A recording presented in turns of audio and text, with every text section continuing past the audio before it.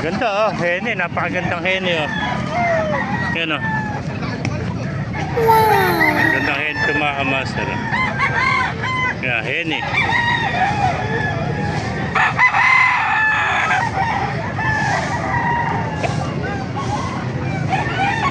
Mga kamaster, hene oh. So, meron pa rito mga sweater oh. Mga bata pa, nasa 8 months pa lang oh.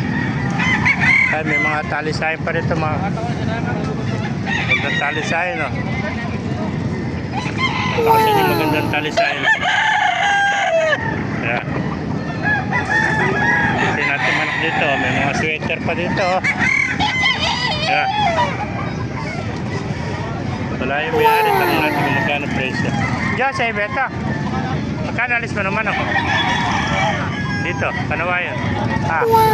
Hindi pa sa iyo ito. Wala pa yung may-ari. Ito, Kanawayan oh. Pero mura lang yung manok dito, nasa 2,500 hanggang 3,000 yung manok dito. Kano daw? Kano binibenta? Dire? Tatlo. Ay, 2,000 lang pala isa. Tatlo na yung bulik, 6,500 oh. Mga kamaster, 2,500 lang pala isa nito. Kanawayan oh. Pero pa isa Kanawayan oh. Ayan oh. 2,500 lang pala isa mga kamaster. Ito yung Kanawayan. Ay, magulong nito. Napakaganda Kanawayan oh. Ayan, bulto katawan oh. Dari po oh. Mga sweater oh. Tapos to, tatlong dom, 6,500, tatlo oh.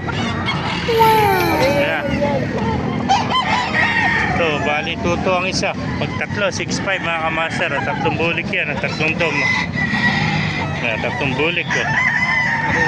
Pakamurang dom, puro magugulong nito. Mga putol na tayo, ayan, peso. Tutulay siya pag tatlo, 6,500 mga kamaster. Puro kak na eh, isang kak oh. Ayan. Mga kamaster, kung naibigyan niya ating video, pakilike kayo siya na lahat. Pakipara, magkulit tayo lahat. God bless you. Magandang ano ba yun oh.